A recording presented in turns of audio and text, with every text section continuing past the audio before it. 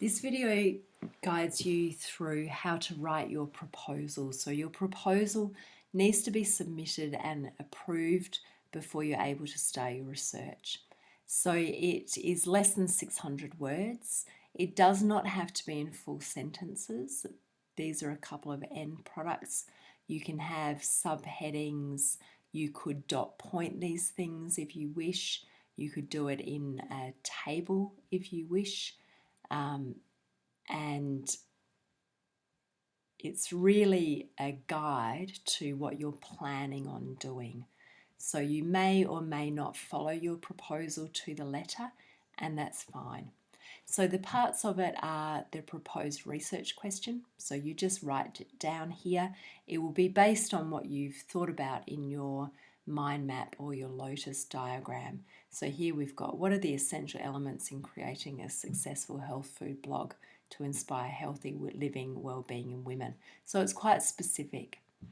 And then a couple of sentences, one or two, about the reasons you've chosen that research question. So this person inspired by health food blogs, this person down here looking at how accurate are teenagers' perceptions on theft in South Australia, high interest in murders and analysing behaviours murderers can portray. Interestingly, this student has gone on to study criminology. This student has gone on to have 75,000 followers on Instagram for her health food blog. So these things can lead places. Anyway, that's an aside.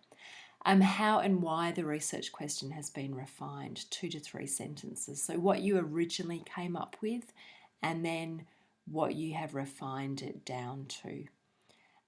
Clear description of the proposed research processes, including the steps required in each and the purpose of them. So usually a list for these is the best. So here we can see straight away she's planning on interviewing, internet-based research, a survey, books. This student interviews with specialists, survey, internet research. This student interviews, survey, field notes, internet. Okay, and you can see straight away with these that they're quite detailed. They've thought about who are they going to interview, why are they going to interview them, who are they going to survey, why are they going to survey them. So as much detail as possible to show that you've really thought about it. If you're planning on looking at books, mention a few. If you're planning on looking at internet sites, mention a few. So very specific. This is really the biggest part of your proposal. A list of 5 to 10 focus questions. So I'll run through the focus questions in a minute, but these are the questions that are really helpful to be able to answer in order to answer your bigger question. So here, what are the essential elements in creating a successful health food blog? She's looking at, how can I increase the appeal of the photography? What about the recipes? How will they appeal to this audience of women? What mode should I use? Disadvantages, advantages of using each of these. Nutritional principles, she may not know much about the health food recipes, so what should I find out about it? What techniques can be used to attract a following? So doing shout outs, that kind of stuff. So these are the things, little questions that she wanted to look at. And they can also come from your Lotus diagram. So if you remember back in the Lotus diagram video, I talked about how this could end up being your main question, and then these may end up being your focus questions. And then back to writing their proposal. Back to this list here, ethical research considerations. So again, a list is a good idea for these. So if we have a look down here, this person didn't list them, but they're quite clear. So academic ethics. So talking about referencing, making sure that each blog is acknowledged, asking for permission, and then ethics specific to her question, modelling healthy eating behaviour. So doesn't want to encourage any eating disorder kind of behaviours. This student here, their ethical issues ended up being their capability. So that's another way of doing it. If ethical understanding ends up being your capability, then you could put the ethical considerations in there. So he's talking about needs to understand the ethics in 2 areas related to this research topic. He's planning on looking at crime and also related to the methods of research. So he needs to make sure that he researches ethically, but then also the ethical considerations related to crime itself. And then this one here, key considerations when establishing a small organic cafe business. Ethical considerations down here, mainly around academic ethics here, but also sensitivity to people's opinions. So, for example, if they're talking about bankruptcy or shoplifting, that sort of thing. There's a separate video about ethical considerations as well. And then you also need to talk about your chosen capability, the relevance it has to the project.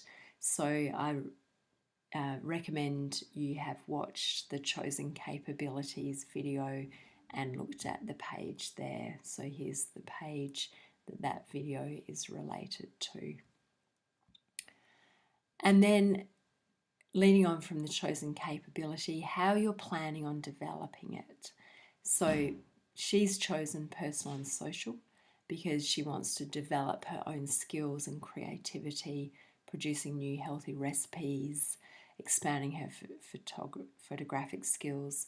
And then on a social level, she's wanting to advantage other people in the community. Social media is being used, so she'll be developing that part of the capability as well. The ethical understanding we've spoken about, and this proposal here again is looking at personal and social. So she's hoping to develop her skills in talking to people that she's never met before, increasing her social intelligence, and then on the personal part, deciding whether business in the future is a good career path for her. So that's quite clear. And then the final part to include is how you're planning on presenting your findings. So this just shows that you've thought about it. It may or may not be what you end up doing. So this person, her outcome was going to be a developed blog page account. She wasn't sure at this point what form that was going to take. And then she was going to present that food blog in the form of photos and screenshots, notations, and writing was going to accompany that. This student has left that part out as far as I can see. So that's not an ideal example, but remember these are just guides. They're not ideal examples necessarily. And then this one is talking about coming up with a solution of how to successfully run a small organic cafe, produce a report on her findings, and explain the best business elements. So that's the end proposal. If you would like to see more proposals that are based around your particular question, then you can go into any one of these AT1 projects, open it up and have a look at the proposal. So here you can see quite clearly those aspects I've talked about are being covered. I'll refer you to the video that's about the ethical considerations separately because there's quite a bit more to say about that. But this is the guide for the proposal.